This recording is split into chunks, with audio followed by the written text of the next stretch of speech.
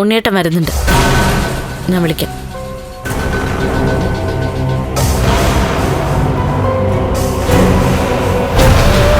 ആരാ വിളിച്ചേ? അത് എന്റെ ഒരു ഫ്രണ്ടാ. പിന്നെ നീ അനുഭവിച്ചോന്നൊക്കെ പറഞ്ഞതോ? അത് പിന്നെ അവളൊരിക്കലും അവളുടെ വീടുമായിട്ട് പൊരുത്തപ്പെടാത്തൊരു പയ്യനെ പ്രേമിച്ച് കെട്ടാൻ പോവാന്ന്. അത് വേണ്ടാന്ന് ഞാൻ പറഞ്ഞപ്പോ അവള് പിന്മാറാൻ ഒരുക്കമല്ല. അതുകൊണ്ട് ഞാൻ പറഞ്ഞു അനുഭവിച്ചോളാം. അമ്മാവനൊക്കെ എന്ത് പേടിയാണെന്നാ എനിക്ക് മനസ്സിലാവാത്ത. അങ്ങേരുടെ മകൻ കോമാ സ്റ്റേജിൽ കിടക്കുക. ആ സമയത്തും അങ്ങേർക്ക് ഒരു പ്രതികാര ബുദ്ധി പോലും ഇല്ല. അല്ലെങ്കിൽ ഇതുപോലുള്ള സാഹചര്യത്തിൽ ഈ ചടങ്ങ് അലമ്പിക്കളയാൻ ആദ്യം നമ്മളോട് പറയുന്നത് അങ്ങേരായിരിക്കും. ഇപ്പോ അങ്ങേർക്ക് ദൈവത്തെ പേടിയാ. അങ്ങനെ ദൈവത്തെ പേടി വരാൻ കാരണം അച്ഛന്റെ ഇപ്പോഴത്തെ അവസ്ഥ തന്നെയാ. അച്ഛന്റെ ദേഹത്ത് ഉണ്ണിയേട്ടന്റെ അച്ഛൻ കൂടെ ഉണ്ടല്ലോ. എടി, മനുഷ്യന് വട്ട് വന്നാ ചികിത്സിപ്പിക്കണം. അല്ലാതെ എന്റെ അച്ഛൻ നിന്റെ അച്ഛന്റെ ദേഹത്ത് കയറിയെന്നും പറഞ്ഞ് അതിനെ പൊലിപ്പിച്ച് കാണിക്കരുത്. ആ തോമസ് വേദിന്റെ വീട്ടിലേക്ക് കൊണ്ടുപോയി അങ്ങേർക്ക് നെല്ലിക്കത്തളം വയ്ക്കാണ് വേണ്ടത്. അല്ല, അതൊക്കെ പോട്ടെ. 1-2 തവണ അങ്ങേർക്ക് എന്തോ പറയാനുണ്ടെന്നും പറഞ്ഞ് കണ്ണേട്ടൻ വിളിച്ചായിരുന്നല്ലോ. എന്നിട്ട് നിങ്ങളാരും അങ്ങനെ സംസാരിക്കാൻ സമ്മതിച്ചില്ലല്ലോ. എന്താ അത്? സംസാരിക്കാതിരുന്നതേ നിങ്ങളുടെ ഏട്ടന്റെ ഭാഗ്യ. സംസാരിച്ചാ വായിന്ന് എന്തൊക്കെയാ വരാന്ന് പറയാൻ പറ്റില്ല. നീ അങ്ങനെ കാണാൻ പോലും ഞങ്ങൾ അനുവദിക്കുന്നില്ലല്ലോ. എന്റെ അച്ഛൻ നോർമലായിട്ടിരുന്നപ്പോ കാണാൻ ഇത്ര തിടുക്കമൊന്നും ഇല്ലായിരുന്നല്ലോ. ഇപ്പൊ അസുഖക്കാരനായ അച്ഛനെ കണ്ടിട്ട് അച്ഛൻ പിച്ചും പെയ്യും പറയുന്ന കേട്ടിട്ട് രസിക്കണം അല്ലേ? അങ്ങനെ ഒരു സ്വാർത്ഥതയൊന്നും എനിക്കില്ല. ഇപ്പോഴത്തെ അച്ഛന്റെ കണ്ടീഷൻ വളരെ മോശ. അങ്ങനെ ഒരു അവസ്ഥയിൽ കിടക്കുന്ന അച്ഛനെ ആരും വന്ന് കാണുന്നത് ഒരു മക്കളും ഇഷ്ടപ്പെടില്ല. എടി കരുണേ, നിന്റെ അച്ഛന് ക്വാറി ഉണ്ടെന്നൊക്കെയല്ലേ പറഞ്ഞത്? അതിപ്പോ ആരാ നടത്തിക്കൊണ്ടിരിക്കുന്നത്? അതിനൊക്കെ അവിടെ ആൾക്കാരുണ്ട്. അല്ല, എന്തെങ്കിലും സഹായം വേണമെങ്കിൽ ഞാൻ ചെയ്യാന്ന് പറയായിരുന്നു.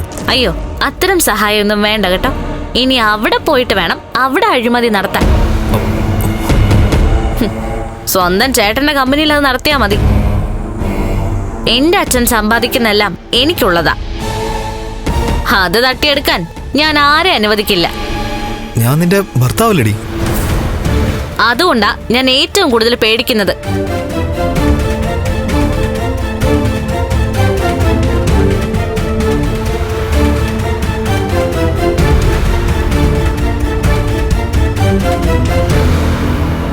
ഇപ്പൊ ജോലിയൊന്നുമില്ല,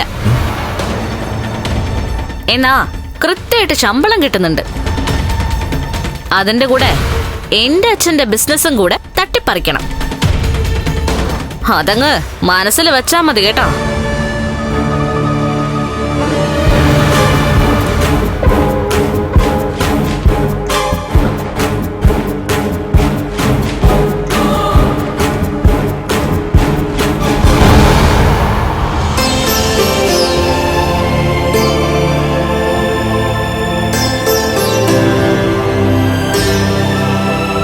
അങ്ങനെ നാളെ 7-ാം മാസം. ഇനി കുറച്ചു ദിവസം കൂടി കഴിഞ്ഞാൽ അയാളിങ്ങി വരും. നമ്മൾ കാത്തിരുന്ന ഉണ്ണി. ഉണ്ണിക്കണ്ണൻ എന്ന് പറ.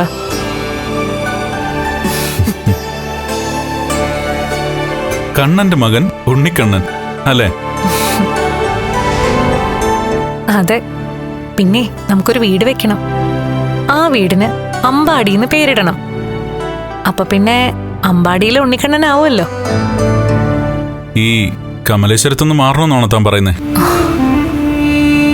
ഇവിടെ നമ്മുടെ കുഞ്ഞ് സേഫാണോ കണ്ണേട്ടാ? സേഫ് അല്ലെങ്കിൽ കുഞ്ഞിന് ദോഷം ചെയ്യുന്നവർ പുറത്തു പോകണം. ഇവിടെ ഉള്ളവരെ ഭയന്നിട്ട് നമ്മളെന്തിനാ ഇവിടെ നിന്ന് പോകുന്നേ?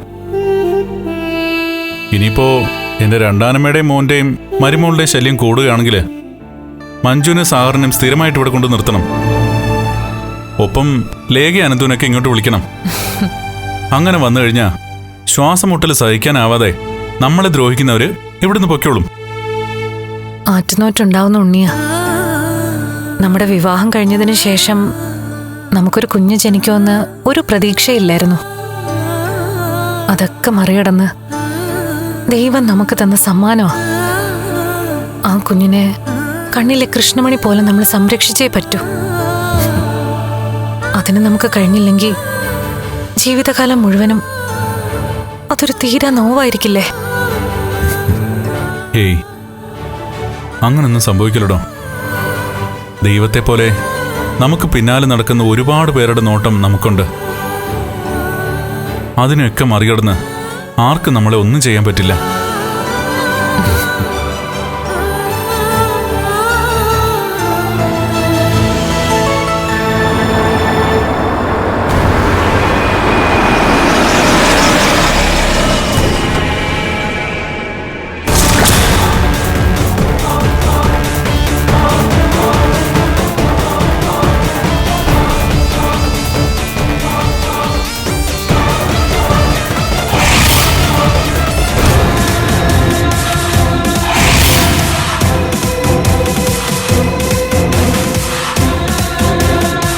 ഇറങ്ങി വാടാ,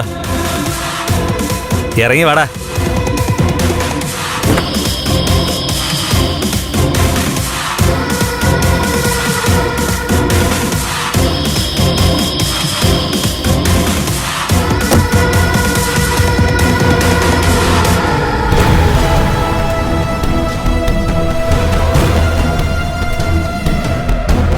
നാളെ 7-ാം മാസത്തെ ചടങ്ങ് നടക്കാൻ പോവാ. അത് അലമ്പാൻ വേണ്ടിയിട്ട് ആരെങ്കിലും കാണാൻ പോയിട്ടുള്ള വരവാണോടാ ഇത്? അല്ല, വെറുതെ ഒന്ന് പുറത്തു പോയതാ. നീ വെറുതെ പുറത്തു പോയിട്ട് ഇനി ആർക്കെങ്കിലും കൊട്ടേഷൻ കൊടുത്തോന്നാ ഇവന്റെ ചോദ്യം. നിന്റെ ഏട്ടനെ ഏട്ടത്തിയും കൊല്ലാൻ. അങ്ങനെ പേടിക്കണ്ടടാ. ഇവനെ കയ്യിലിരിക്കുന്ന പൈസ കളയുന്ന ഒരു പരിപാടിക്ക് നിൽക്കത്തില്ല. പിന്നെ മഹാലക്ഷ്മിയുടെ വയറ്റിൽ കിടക്കുന്ന കുഞ്ഞിനെ കളയാൻ വേണ്ടിയിട്ട് പലതവണ ശ്രമിച്ചിട്ടുണ്ട് ഇല്ലടാ. ഇവനും ഇവന്റെ ഭാര്യയും അവരുടെ അച്ഛനും മുത്തശ്ശിയും ഒക്കെ. അതുപോലെ എന്തെങ്കിലും തരികിട പരിപാടി ഒപ്പിക്കാനാണോ നീ പുറത്തിറങ്ങിയെന്നാ ചോദിച്ചത്? ഏയ് അല്ല ഏട്ടാ, നീ കീങ്ങെടുത്തേ. അത് കീ വണ്ടിയിലിരിപ്പുണ്ട്. ലോപ്പസേ, ഡിക്കിയൊക്കെ തുറന്നൊന്ന് പരിശോധിക്ക്. കാറ് മൊത്തത്തിലൊന്ന് സെർച്ച് ചെയ്യ്. അതിനകത്ത് എന്തെങ്കിലും ഉണ്ടോ എന്ന് നോക്ക്. ഒന്നുമില്ല ഏട്ടാ. നോക്കട്ടെ എന്ന് ഞങ്ങൾ കൂടി ഒന്ന് ബോധ്യപ്പെടട്ടടാ. നാളെ 7-ാം മാസത്തിലെ ചടങ്ങ് നിന്റെ തറവാട്ടി വെച്ചാ നടത്തുന്നത്. ആ സമയത്ത് ഞങ്ങൾക്കതിൽ പങ്കെടുക്കാൻ പറ്റില്ല. നാളെ അത്യാവശ്യമായിട്ട് ഞങ്ങൾക്കൊരു യാത്രയുണ്ട്. അതുകൊണ്ട് അപകടം എന്തെങ്കിലും ഉണ്ടെങ്കിൽ ഇന്ന് തന്നെ അത് ഒഴിവാക്കണം. നിന്റെ അമ്മായിയച്ഛൻ നാളെ ചടങ്ങിന് വരുവടാ. വരാനുള്ള സാധ്യതയില്ല. അപകടം പറ്റിയ ശേഷം നീ അയാളെ കണ്ടായിരുന്നോ? ഇല്ല, കണ്ടില്ല. അതെന്താടാ കാണാത്തത്? അയാളുടെ തലയ്ക്ക് സ്ഥിരതയില്ലാത്തോണ്ട് അങ്ങോട്ട് പോകണ്ടെന്ന് കരുണ പറഞ്ഞു. അവൻ അപകടം ഉണ്ടായ രാത്രിയിൽ അവൻ ലോറിയിൽ പാഞ്ഞതുപോലെ വേറെ എന്തെങ്കിലും പ്ലാൻ ഉണ്ടോടാ നിന്റെ അമ്മാവന്? അയ്യോ, എനിക്കൊന്നും അറിയില്ല ഏട്ടാ. ആ ഇവനൊന്നും അറിയത്തില്ല. ഇവൻ കൊച്ചുകുട്ടിയാടാ. എന്തായാലും കാരണകത്തൊന്നും കാണാൻ പറ്റിയില്ല. ഒരു കാര്യം നീ മനസ്സിലാക്കിക്കോ. ഈ ഭൂമിയിൽ ജീവിക്കേണ്ടെന്ന് ഉറപ്പിച്ചിട്ട് മാത്രമേ കണ്ണൻ സാറിനെയും മഹാലക്ഷ്മിയെയും എന്തെങ്കിലും ചെയ്യാൻ ശ്രമം നടത്താവൂ. അതുപോലെ തന്നെ അവരുടെ കുഞ്ഞിനെയും. അല്ലാതെ മരിക്കാൻ ഭയമുള്ള നീയൊക്കെ അവർക്കെതിരെ തിരിഞ്ഞാലേ ഭൂമിയിൽ തന്നെ നിനക്കൊക്കെ നരകം ഒരുക്കി തരും ഞങ്ങൾ. പ്രതാപൻ, വാമദേവൻ, അതുപോലെ തന്നെ ആ മേഘൻ, എല്ലാവരുടെ അനുഭവം നീ മനസ്സിൽ കുറിച്ചിട്ടോ. ഞങ്ങൾക്ക് 2 വാക്കില്ലടാ. ഒരൊറ്റ വാക്കേ ഉള്ളൂ. പറഞ്ഞാ പറഞ്ഞത് തന്നെ ചെയ്യും. ഞങ്ങളെ കണ്ണൻ സാറ് സ്വന്തം അനിയനായിട്ടാണ് കാണുന്നത്. അങ്ങേർക്ക് നിന്നെപ്പോലൊരു അനിയൻ ഉണ്ടായല്ലോ. ഏട്ടന്റെ കഴുത്തിറക്കാൻ നടക്കുന്ന ഒരു അനിയൻ. അതെ, അതുകൊണ്ട് നിന്നെ ഉപേക്ഷിച്ച മട്ട.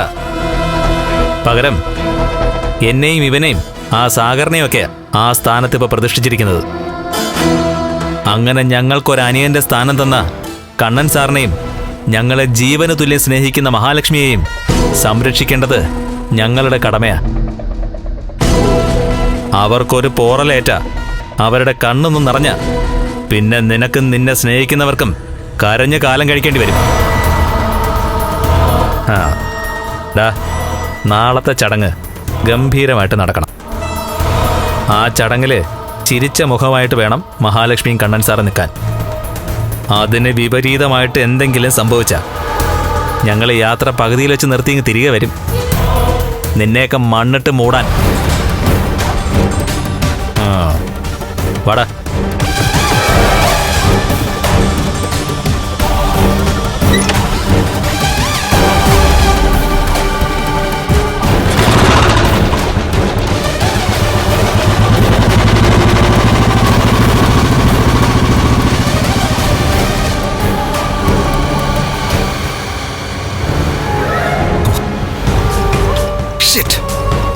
വീട്ടിനകത്ത് സ്വസ്ഥതയില്ല, പുറത്തും അങ്ങനെ തന്നെയാ. നാശം. ഛെ.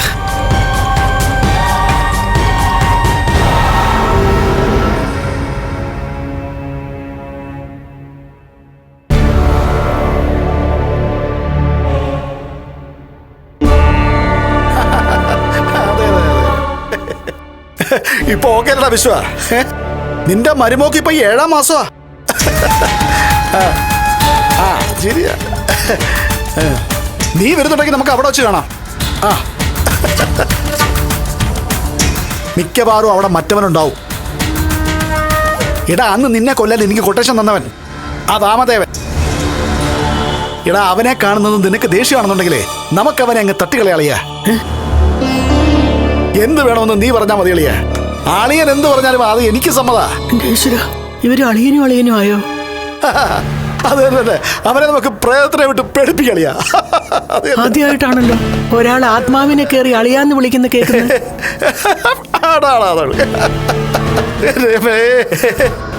അല്ലളിയാ, ഞാൻ അന്ന് നിന്നെ ഇടിച്ചു കൊന്നതിന് ശേഷം നീ എവിടൊക്കെ പോയി? ഫുൾ കറക്ക വരുന്നല്ലേ? അമ്മ. അയ്യോ എനിക്ക് വയ്യ. എന്താ നീരുതോ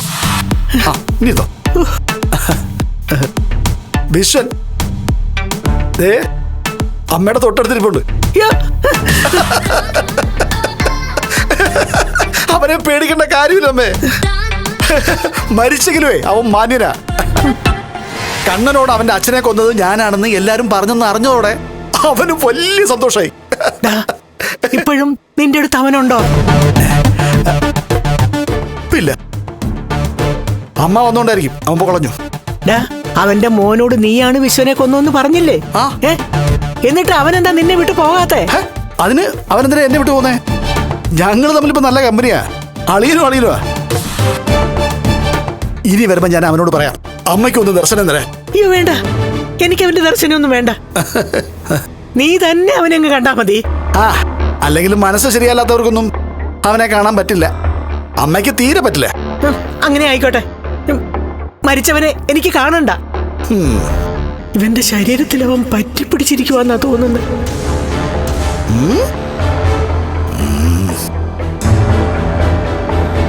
എന്താ നിങ്ങൾ ആലോചിക്കുന്നേ? ഏയ് ഒന്നുമില്ല. അപ്പൊ പിന്നെ ഞാൻ അങ്ങോട്ട് പോയി കഴിഞ്ഞാലേ അവൻ വരുമായിരിക്കും. അപ്പൊ പിന്നെ നീയേ അവനുമായിട്ട് സംസാരിച്ചോണ്ടിരിക്കേ. ഞാൻ പോവാണ്. പിന്നീട് വരാം. എനിക്ക് പേടിയൊന്നുമില്ല.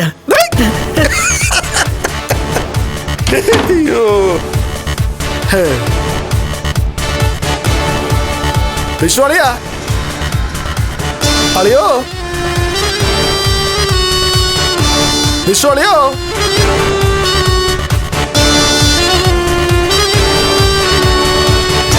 ഇല്ല, വന്നില്ല.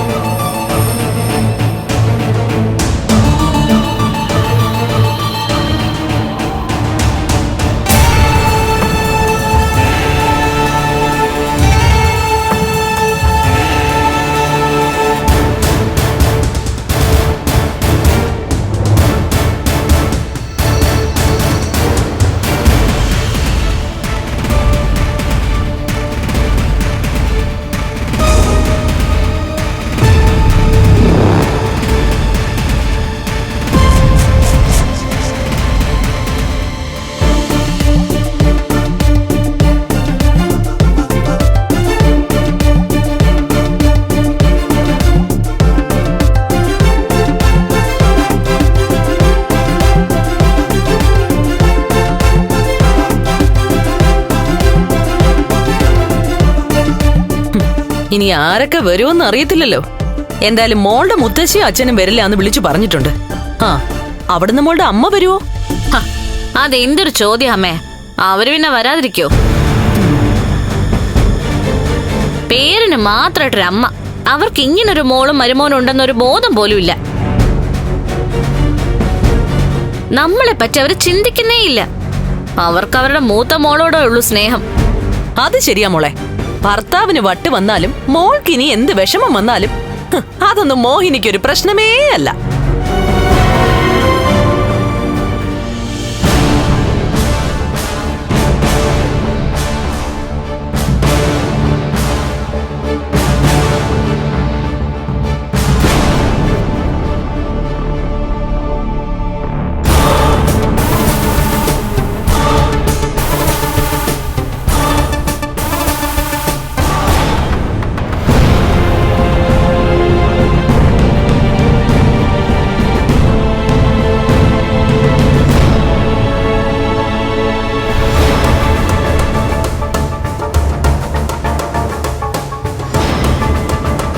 എത്തിയോ രണ്ടാളും?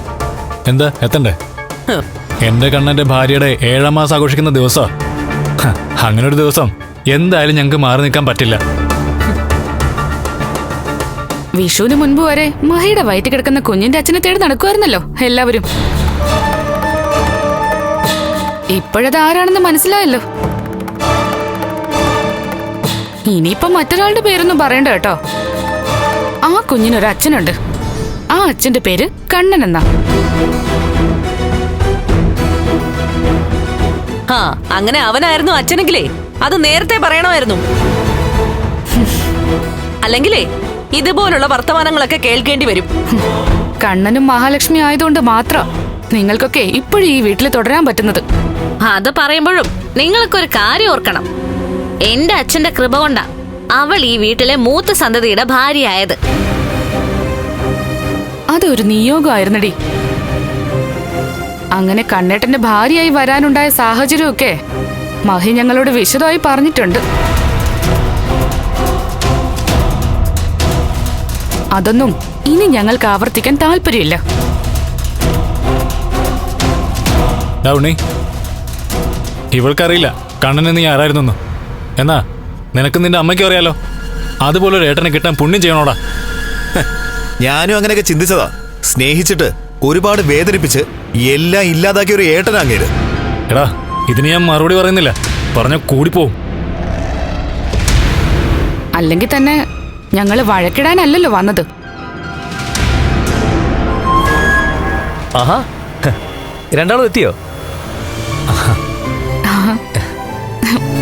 മഹി മഞ്ജു എവിടെ? 7ാം മാസക്കാരിയെ ഒരുക്കുവാ മഞ്ജു. ആ, അത് ശരി. എന്നാ പിന്നെ ഞാനും കൂടി അവരോടൊപ്പം ചേരട്ടെ. സാഗറെ, കുറച്ചു ദിവസം സാഗറും മഞ്ജു ഇവിടെ നിന്ന് നിൽക്കണം. ഇനി കണ്ണന്റെ കാര്യം പോലും ഇവിടെ സുരക്ഷിതമല്ല. അതെന്താടാ, അവനെ ആരെങ്കിലും പിടിച്ച് വിഴുങ്ങോ? അതൊന്നും പറയാൻ പറ്റില്ല. അങ്ങനെയുള്ള ആൾക്കാരാ അവന്റെ ചുറ്റിനും ഉള്ളത്. ആ സമയത്ത് അവനെ സ്നേഹിക്കുന്നവര് ഇതിനകത്തുള്ളത് നല്ലതാ.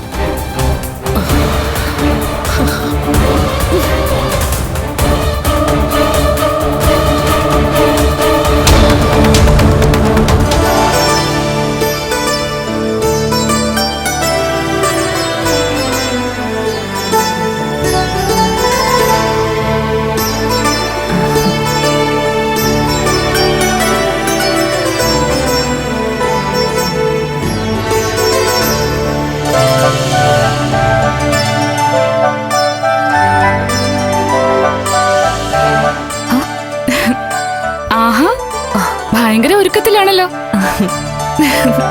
മാലയൊക്കെ ഞാൻ വരുന്നതിന് മുൻപ് 7ാം മാസക്കാരിയെ സുന്ദരിയാക്കിയല്ലോ. ബാക്കി ഒരുക്കങ്ങളൊക്കെ ചേച്ചിയുടെ വകയായിക്കോട്ടെ. എന്നാ പിന്നെ ഒരു കൈ നോക്കിയിട്ട് തന്നെ കാര്യം. മഹി,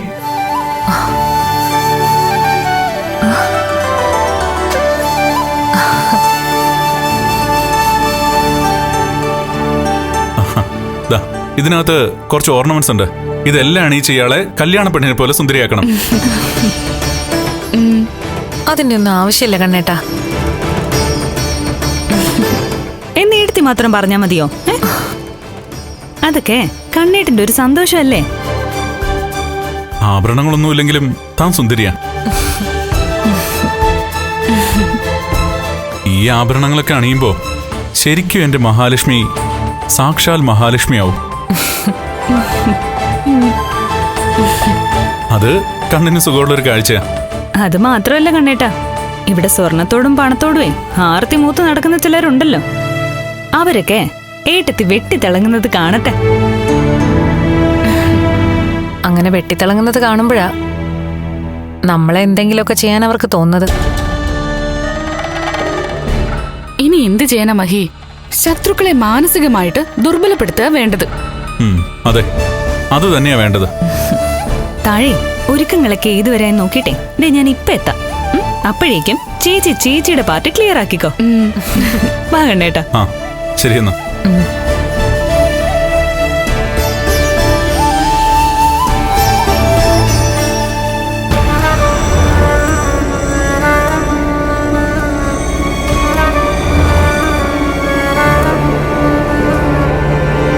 കണ്ണേട്ടന് ആകെ സന്തോഷത്തിലാ. ഞാൻ പക്ഷെ ചിരിച്ചോണ്ടിരിക്കുമ്പോഴും എന്റെ ഉള്ളിൽ ഒരു കത്തലുണ്ട് ലേഖേ. അതിന്റെ ഒന്നും ആവശ്യം വരില്ല. കരുണയുടെ അച്ഛൻ ഇങ്ങോട്ടൊന്നും കേറി വരില്ല.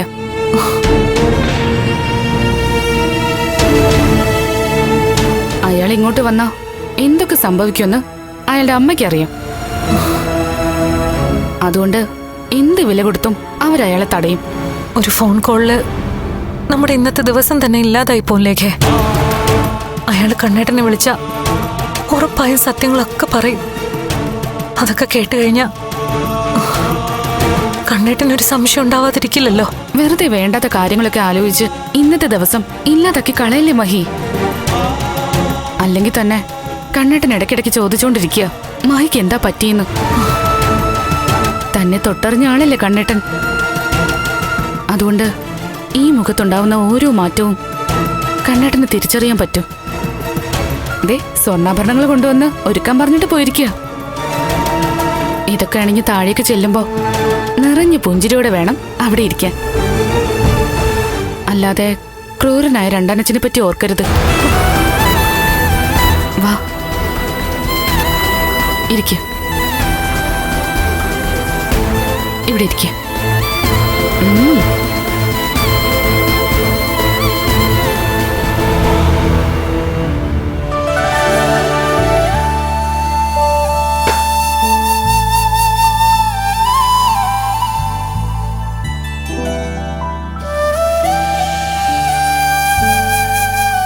നോക്ക്, ഇതൊക്കെ അനന്തോട്ടനുൾപ്പെടെയുള്ളവരെ കണ്ടുപിടിക്കണം.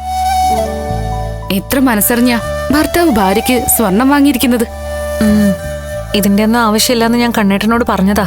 സ്വർണ്ണക്കട മുതലാളിയല്ലേ, പിന്നെ തന്റെ ഭാര്യയ്ക്ക് അല്ലാതെ മറ്റാർക്ക് കൊടുക്കാനാ? ഇപ്പൊ തന്നെ ഒരുപാട് വാങ്ങിച്ചു തന്നു കഴിഞ്ഞു. എല്ലാം ലോക്കറിൽ വെച്ചിരിക്കുക.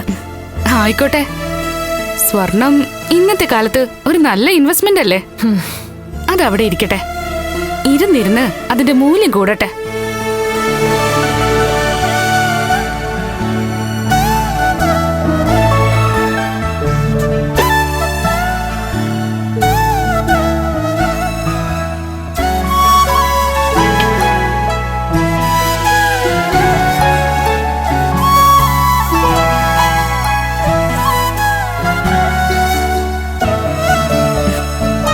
എന്റെ മഹി, തന്റെ രണ്ടാനച്ഛന്റെ മുഖം ഓർക്കരുതെന്ന് ഞാൻ പറഞ്ഞില്ലേ. സാധാരണ സ്വർണം കണ്ടു കഴിഞ്ഞാ നമ്മൾ പെൺകുട്ടികളുടെ മുഖം തെളിയും. ഇതൊരു തെളിച്ചോ ഇല്ലല്ലോ. സ്വർണത്തെക്കാളും വിലയുള്ള മറ്റു പലതും ഉണ്ടല്ലോ നമ്മുടെ ജീവിതത്തില്. നമ്മളൊക്കെ സ്വർണത്തോട് ഒരുപാട് ആർത്തി പിടിച്ച് നടക്കുന്ന കൂട്ടത്തിലല്ലല്ലോ. കണ്ണേട്ടൻ എന്നോടുള്ള സ്നേഹം നഷ്ടപ്പെടുന്നത് എന്നെ സംബന്ധിച്ചിടത്തോളം സഹിക്കാൻ പറ്റാത്ത കാര്യ. ആ സ്നേഹവുമായി തുലനം ചെയ്യാൻ ഈ ലോകത്ത് മറ്റൊന്നുമില്ല ലേഖേ.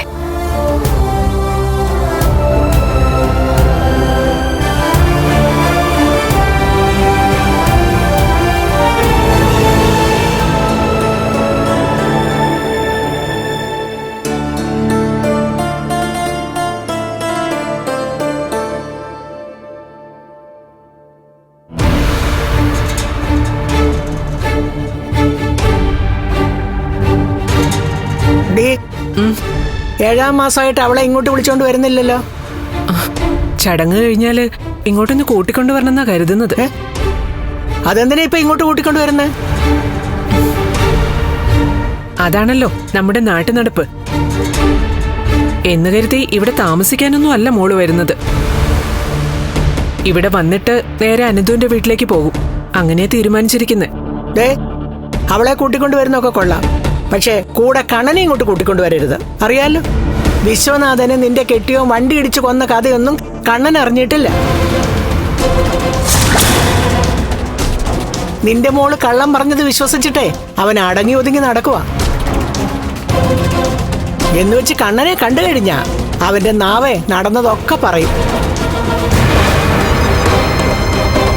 അതിനുള്ള അവസരം ഉണ്ടാക്കരുത് എന്നാണ് ഈ പറയുന്നത്. 7-ാം മാസം പെൺകുട്ടികളെ വിളിച്ചോണ്ട് വരുമ്പോഴേ അവരോടൊപ്പം അവരുടെ ഭർത്താക്കന്മാരും അങ്ങനെ വരാറില്ലല്ലോ.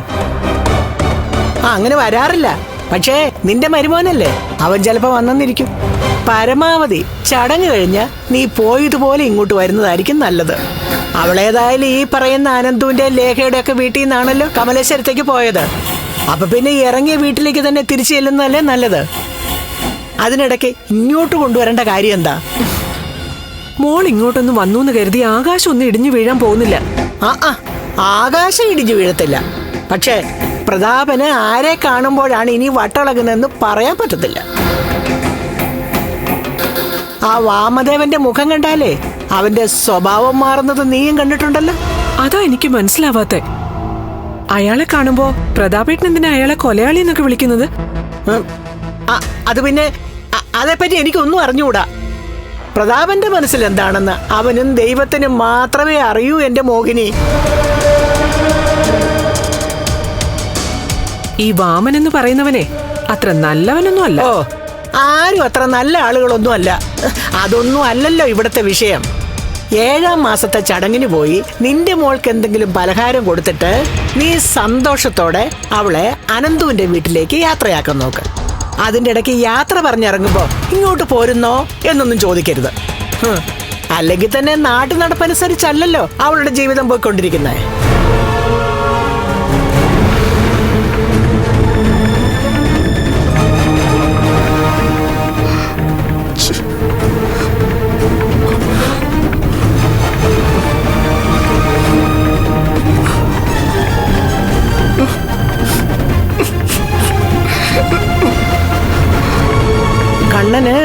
കണ്ണന്റെ അച്ഛൻ എത്രമാത്രം പ്രിയപ്പെട്ടവനായിരുന്നു എന്ന് നമ്മളെക്കാൾ നന്നായിട്ട് ലക്ഷ്മിക്കറിയാം. അതുകൊണ്ട് അവന്റെ അച്ഛന്റെ മരണത്തെപ്പറ്റി നിന്റെ മോള് കണ്ണനോട് പറയാതിരുന്നത് അത്ര നിസ്സാരമായിട്ടൊന്നും കണ്ണൻ തള്ളത്തില്ല. അതുകൊണ്ടാണ് ഞാൻ പറഞ്ഞത്, ഈ രഹസ്യം കണ്ണൻ അറിയാതിരിക്കേണ്ടതേ നിന്റെ മോളുടെയും കൂടെ ആവശ്യമാണെന്ന്. അത് മറക്കരുത്.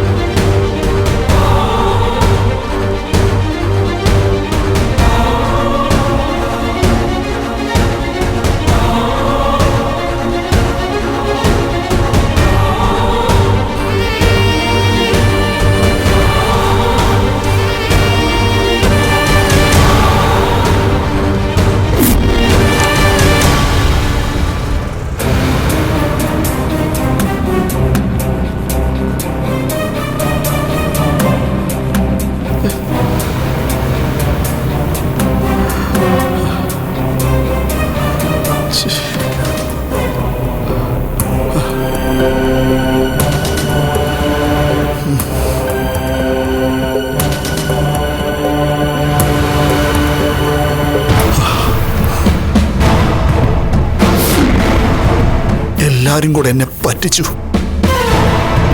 അവനിതുവരെ ഒന്നും അറിഞ്ഞിട്ടില്ല. ഇനി വിശ്വം വരുമ്പോ ഞാൻ അവരോട് എന്തു പറയും?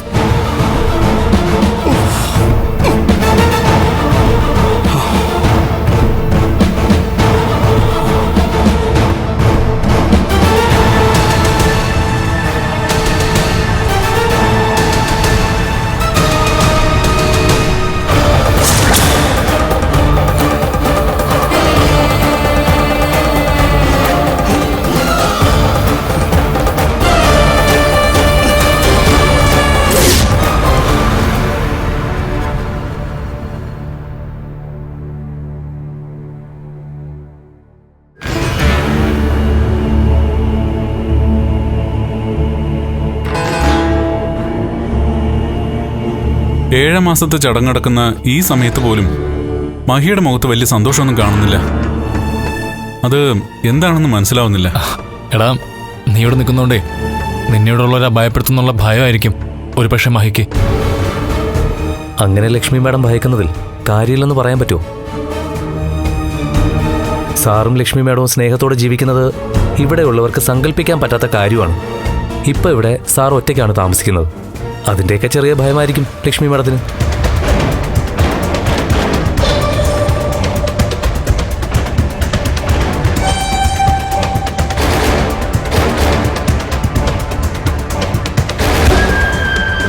ഓ, ഒരു കാട്ടാളന്റെ അച്ഛനെത്തി.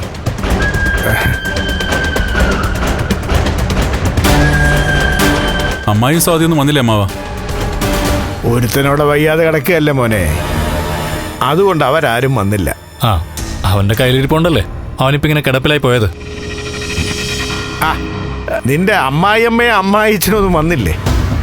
ആ, അമ്മായിമ്മ ഉടനെ വരും. പിന്നെ എനിക്കൊരു അമ്മായിച്ചനില്ല. അപ്പൊ പ്രതാപനോ? അയാളെ അമ്മായച്ചനായിട്ട് ആരെങ്കിലും കണക്കാക്കോ? അല്ലെങ്കിൽ തന്നെ അയാളിപ്പോ സ്ഥിരബോധത്തോടെ അല്ലല്ലോ നടക്കുന്നേ. അവന്റെ ദേഹത്ത് വിശ്വാസം എന്തുകൊണ്ടാ കയറിയെന്ന് എനിക്ക് മനസ്സിലാവുന്നില്ല. അയാളായിരിക്കും എൻ്റെ അച്ഛനെ കൊന്നത്.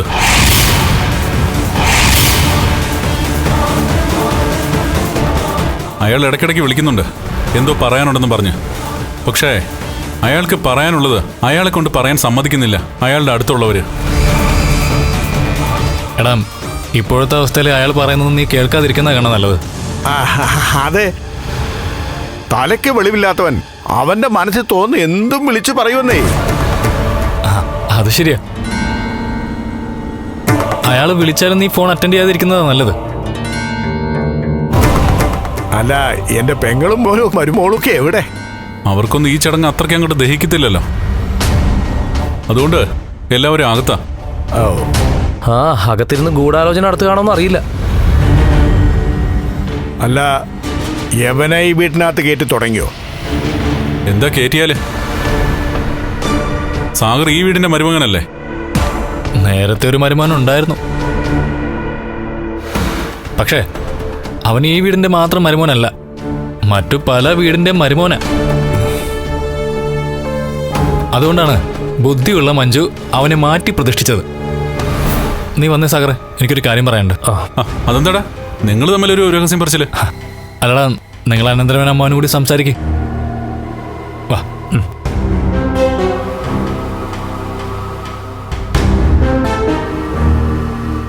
എടാ മോനെ കണ്ണാ, നീ എന്തായാലും മാസാമാസം ഞങ്ങൾക്ക് ശമ്പളം തരുന്നുണ്ട്.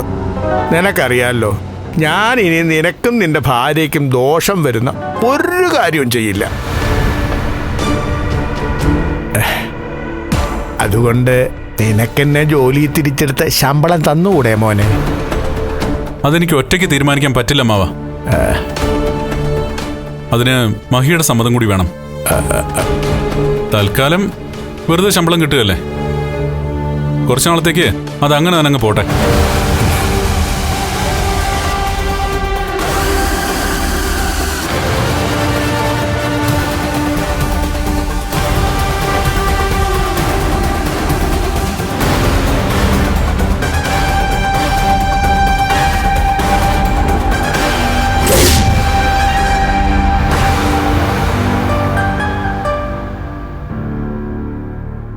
എന്താ സാർ? അതെ, സാഗറിനെ വിളിച്ചത് ഒരു കാര്യം പറയാനാ. കണ്ണനും മഞ്ജുവും ഇതറിയാൻ പാടില്ല. എന്താ സാറേ? ഞാനിത് പറയുന്നത് വേറൊന്നിനും വേണ്ടിയല്ല. പ്രതാപൻ കുഴപ്പമുണ്ടാക്കിയല്ലേ, സാഗർ കാര്യങ്ങളൊക്കെ അറിഞ്ഞിരിക്കണം. അയാളുടെ ദേഹത്ത് ഇപ്പോൾ ഒരു ബാധ കൂടിയിട്ടുണ്ടല്ലോ. അറിയാം, അത് കണ്ണൻ സാറിന്റെ അച്ഛന്റെ ബാധയല്ലേ? അതെ, ബാധ കൂടിയ ശേഷം പ്രതാപം വിളിച്ചു പറഞ്ഞുകൊണ്ട് നടക്കുന്നത് കണ്ണന്റെ അച്ഛനെ കൊന്നത് അയാളാണെന്ന്. അതിലെന്തെങ്കിലും സത്യമുണ്ടോ സാർ? സത്യമുണ്ട്.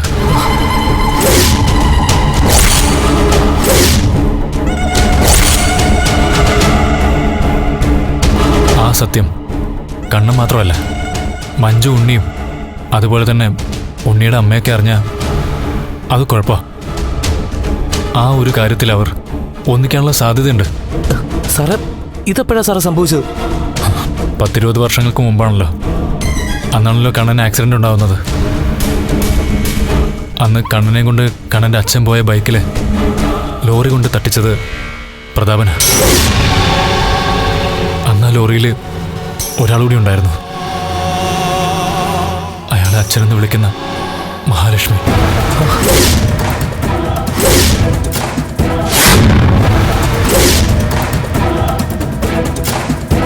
മഹി എല്ലാത്തിനും സാക്ഷിയാ. എന്നാൽ ഇതുവരെ ആ സംഭവത്തെപ്പറ്റി മഹി കണ്ണനോട് ഇതുവരെ ഒന്നും പറഞ്ഞിട്ടില്ല. ആ പ്രതാപനായിട്ട് തലയ്ക്ക് വെളിവില്ലാതെ ഇപ്പൊ പറഞ്ഞുകൊണ്ട് നടക്കുന്നതുകൊണ്ട് മഹി ഇപ്പോൾ ഓവർ ടെൻഷനില്ല. കണ്ണനിത് അറിയുമ്പോൾ എങ്ങനെ പ്രതികരിക്കുമെന്ന് മഹിക്ക് ചിന്തിക്കാൻ പറ്റുന്നില്ല. എന്നാൽ എനിക്കറിയാം, കണ്ണന് മറ്റാരെക്കാളും സ്നേഹമാണ് അവനവൻ്റെ അച്ഛനെ. അതുകൊണ്ട് അവൻ ഈ വാർത്ത ഉൾക്കൊള്ളാൻ പറ്റില്ല. അത് ചിലപ്പോൾ മഹിയും കണ്ണനും തമ്മിലുള്ള ബന്ധത്തെ പോലും ബാധിക്കും. അതുകൊണ്ട് പ്രതാപന്റെ സാന്നിധ്യം തടയേണ്ടത് നമ്മുടെ ആവശ്യമാണ്. അയാൾ എത്രയും പെട്ടെന്ന് ഏതെങ്കിലും മെന്റൽ ഹോസ്പിറ്റലിലാക്കുകയും അയാളെ പൂർവ്വസ്ഥിതിയിലേക്ക് കൊണ്ടുവരികയും ചെയ്യണം. അല്ലെങ്കിൽ പല ബന്ധങ്ങളും തകരും. പ്രത്യേകിച്ച് കണ്ണനും മഹാലക്ഷ്മിയും തമ്മിലുള്ള ദാമ്പത്യ ജീവിതം വഷളാവും. ഇപ്പോഴത്തെ കണ്ടീഷനിൽ അതൊക്കെ താങ്ങാനുള്ള കരുത്ത് മഹിക്കുണ്ടാവണമെന്നില്ല. ഞാനിത് ആരോടും പറയില്ല സാറേ. പ്രതാപൻ ഇപ്പോഴത്തെ അവസ്ഥയിൽ അയാളാണ് കണ്ണൻ സാറിന്റെ അച്ഛനെ കൊന്നതെന്ന് വിളിച്ചു പറഞ്ഞുകൊണ്ട് നടക്കുകയാണെങ്കിൽ നമുക്ക് എല്ലാവർക്കും കൂടെ അയാളെ ഏതെങ്കിലും ഹോസ്പിറ്റലിൽ കൊണ്ടുപോയി ഇടാം സാറേ. അതൊക്കെ വേണ്ടി വരും. ഇന്നത്തെ ദിവസം കൂടെ കഴിഞ്ഞ് പൊക്കോട്ടെ. ആ, നമ്മളങ്ങോട്ട് ചെല്ലുമ്പോഴേ എന്താ രഹസ്യം പറഞ്ഞെന്ന് ചോദിച്ചാലേ 7 മാസം കഴിഞ്ഞതിന് ശേഷം നമുക്കൊരു പാർട്ടി അറേഞ്ച് ചെയ്യണമെന്ന് ഞാൻ പറഞ്ഞതായിട്ട് പറഞ്ഞാൽ മതി. കേട്ടോ? വാ.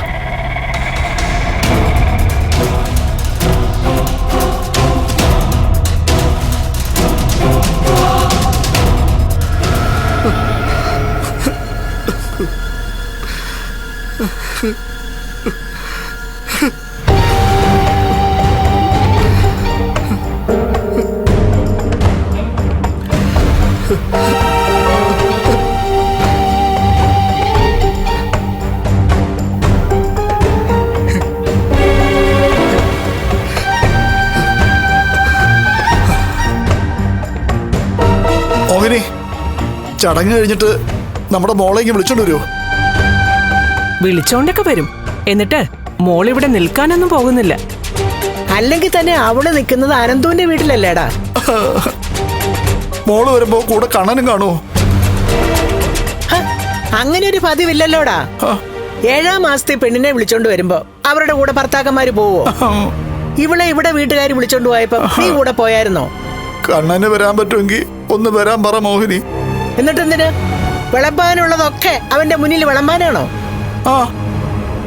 അമ്മേ നോക്കിക്കോണേ. ഓ, ഇനി നല്ലൊരു ചാട്ടവാറ് കൂടെ വാങ്ങിച്ചു വെക്കണം.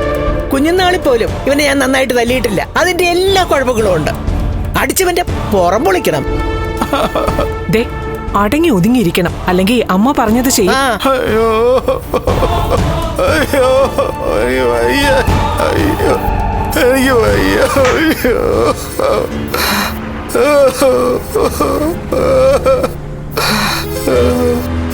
എന്റെ പൊന്നുമക്കളെ, നിനക്ക് എന്താടാ പറ്റിയേ? വഴിയെ കൂടെ പോകുന്നവരെല്ലാം നിന്റെ ഈ കരച്ചിൽ കേട്ട ഓടി ഇങ്ങോട്ട് വരുമല്ലോ. നിന്റെ അച്ഛൻ ചത്തിട്ട് വർഷം കുറെ ആയില്ലേ? പിന്നെ എന്തിനാണ് ഇവിടെ കിടന്ന് ഇങ്ങനെ മോങ്ങുന്നത്?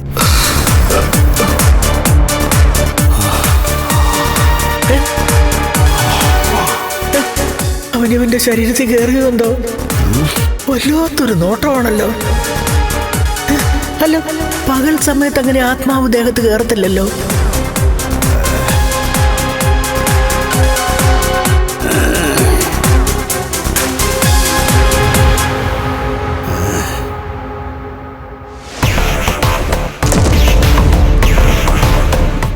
എന്റെ ഭഗവാനെ, ഈ സമയത്ത് ഇവിടെ ഞങ്ങൾ രണ്ടും മാത്രമല്ലേ ഉള്ളൂ.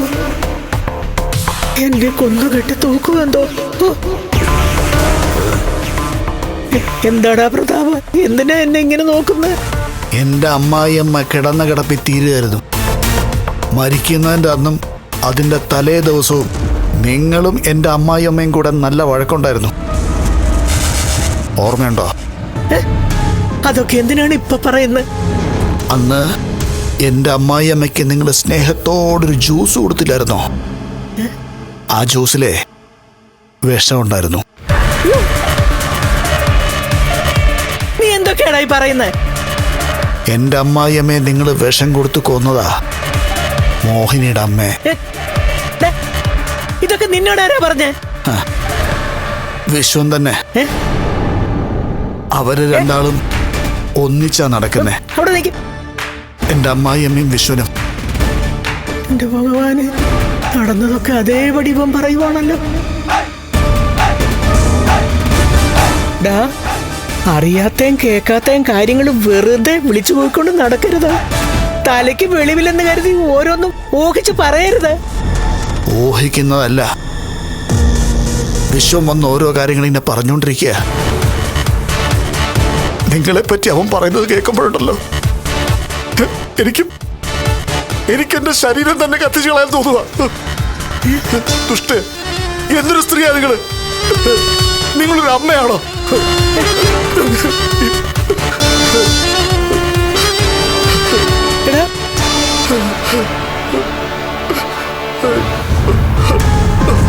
എടാ പ്രതാപ, എടാ പ്രതാപ, കണ്ണനോട് അവന്റെ അച്ഛനെ കൊന്നത് നീയാണെന്ന് പറഞ്ഞല്ലോ. അങ്ങനെ പറഞ്ഞെന്ന് ലക്ഷ്മി നിന്നോട് പറഞ്ഞതല്ലേ? പിന്നെ എന്തിനാടാ നീ ഇങ്ങനെ ഇവിടെ കിടന്ന് കരയുന്നേ? നീ വേണ്ടാത്ത കാര്യങ്ങളൊക്കെ വിളിച്ചു പറയുന്നത് എന്തിനാ? ഞാൻ വേണ്ട കാര്യങ്ങൾ മാത്രമേ പറഞ്ഞിട്ടുള്ളൂ. നിങ്ങളാ എന്റെ അമ്മായിയമ്മയെ കൊന്നത്. വിശ്വനെ കൊന്നത് ഇവനാണെന്ന് ഇവൻ ഇന്നലെ വരെ പറഞ്ഞുകൊണ്ട് നടന്നത്. ഇപ്പൊ ഇവന്റെ അമ്മായിയമ്മയെ കൊന്നത് ഞാനായി. ഇനി ഇതും അവൻ വിളിച്ചു പോയിക്കൊണ്ട് നടക്കുമെന്തോ. മോഹിനിയോട് ഇതുവരെ പറഞ്ഞിട്ടില്ല ഞാൻ ഈ കാര്യം. ഇനി എന്നെ കൊണ്ട് ഇത് വെറുതെ പറയിപ്പിക്കരുത്. എന്റെ പൊന്ന പ്രതാപ്, അവരാരും ഇപ്പൊ ഇവിടെ ജീവിച്ചിരിപ്പില്ലല്ലോ. പിന്നെ എന്തിനാണ് ഇങ്ങനെയൊക്കെ പറയുന്നത്? ആരാ പറഞ്ഞ ജീവിച്ചിരിപ്പില്ലെന്ന്? എല്ലാരും എന്റെ കൺമുമ്പിൽ തന്നെ ഉണ്ട്. അവന്റെ അമ്മായിമ്മ കൊന്നത് ഞാനാണെന്ന് വേറെ ഒന്നുമില്ല അവന് പറയാൻ. നീ തന്നെ കൊന്നേ.